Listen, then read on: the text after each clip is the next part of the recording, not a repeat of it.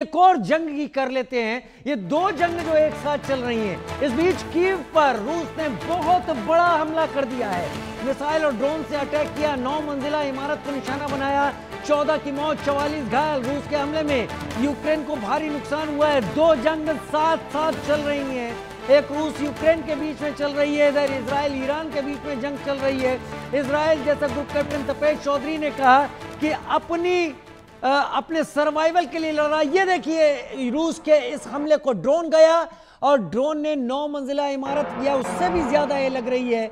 ऐसा लग रहा है कि 9वीं मंजिल पर जाकर ड्रोन ने अटैक किया है और आसपास की कई मंजिलों को नुकसान पहुंचाया है। मेरे साथ गेस्ट के तौर पर इस वक्त सुरेंद्र सिंह लाली भी इस वक्त जुड़े हुए हैं। सुरेंद्र सिंह लाली, इस जंग और ईरान इजराइल जंग के लिहाज से मैं रूस की जंग पर आपको लाना चाहूंगा। यह खत्म होती नहीं दिख रही है। मैं इसीलिए बार बार पूछ रहा था, क्या आप समझते हैं कि ईरान इजराइल जंग भी खत्म हो जाएगी? बहरहाल ये तस्वीरें रूस यूक्रेन के बीच चल रही जंग की है। सुरेंद्र सिंह लाली।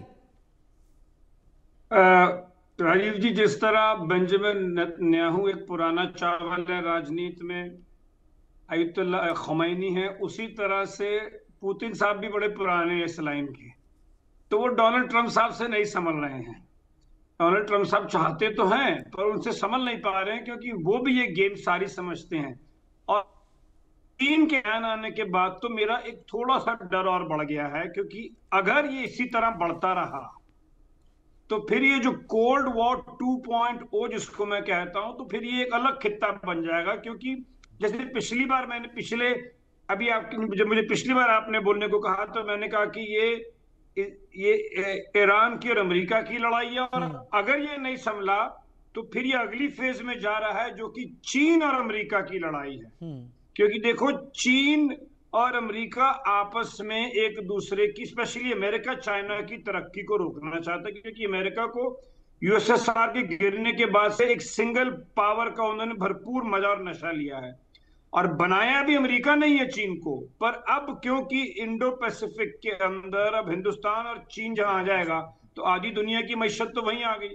तो अब ये खेल अगर बड़ा हो गया तो फिर ये China, Russia, north Korea, Iran और पाकिस्तान तो बीच में रिवॉल्विंग डोर है, वो तो उसको जो किराया देता है वो उसके हो लेते हैं। और दूसरी तरफ अमेरिका है, और यही रेयर अर्थ की जो लड़ाई है, पहले लड़ाई होती थी तेल के लिए, फिर डेटा बना। अब जो नया तेल और डेटा है वो है रेयर अर्थ, जो कि अमेरिका चाहता है, यूक्रेन से उन्होंने साइन किया और वो चाहते हैं कि हमें मिले। तो अब ये अगला जो फेज ग्रेजुएट होगा, अगर ये ना नहीं संभला जो चीन के बयान की आपने अभी बताया, तो फिर ये अमेरिका वर्सेस चाइना में ग्रेजुएट होगा, जिसमें दोनों इनडायरेक्टली अपने प्रॉक्सीज के थ्रू लड़ेंगे। और एक बात और कहना चाहूंगा कि डॉक्टर इब्राहिम ने कहा कि चीन को तो बिजनेस करना आता है, तो अमेरिका ने क्या किया सारी उम्र?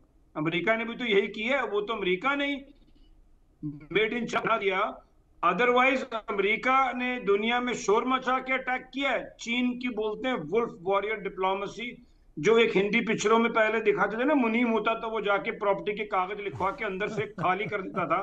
तो चीन ने जो श्रीलंका में किया, या नेपाल में जो करता है, जो बांग्लादेश में करता है, तो दोनों दिग्गजों की लड़ाई है। और इसमें कई दफा हम बीच में फंस जाते हैं, जिसका अभी हमें थोड़ा सा नोशनल खामियाजा ऑपरेशन सिंदूर में मिला। क्योंकि जिस तरह से हम चाह रहे थे जो लोग हमें फेवर करे, उन्होंने नहीं किया, क्योंकि उनका भी अपना इंटरेस्ट है। जिस तरह से हमारी स्ट्रेटेजिक ऑटोनॉमी हमारा इंटरेस्ट है, इसी तरह से हर मुल्क का अपना इंटरेस्ट है। तो ये अब अगली फेज में चला गया, तो ये चीन वर्सेस यूनाइटेड स्टेट्स की प्रॉक्सीज का शुरू हो जाएगा। तो चीन वर्सेस यूनाइटेड स्टेट्स की प्रॉक्सी का अगर शुरू होगा तो भारत इससे दूर रह पाएगा, नहीं रह पाएगा, ये भी बड़ी सोचने वाली बात है। लेकिन आप लोगों से इस चर्चा के बाद एक बात तो तय है कि अगर कुछ एक्सपर्ट भी ऐसा कहते हैं, ये मैं नहीं कह रहा हूं, कुछ एक्सपर्ट भी ऐसा कहते हैं, अगर भारत ने इजराइल के तौर तरीकों को अपना लिया होता तो आज भारत के पड़ोस में, भारत के अंदर आकर इतना तमाशा करने की हिम्मत नहीं होती। लेकिन फिलहाल इजराइल, जैसा कि आप सबका कहना है, सर्वाइवल की लड़ाई लड़ रहा है, लेकिन ईरान भी वहां पर अपने वजूद को बचाए रखने के लिए कोशिश कर रहा है। क्या ख़ोमेनी का खात्मा इस युद्ध के बाद सामने दिखेगा, या फिर हालात और खराब होते हुए दिखेंगे? आप सभी का बहुत धन्यवाद, आप सब ने वक्त निकाला। डॉक्टर एरोन इब्राहिम खासतौर पर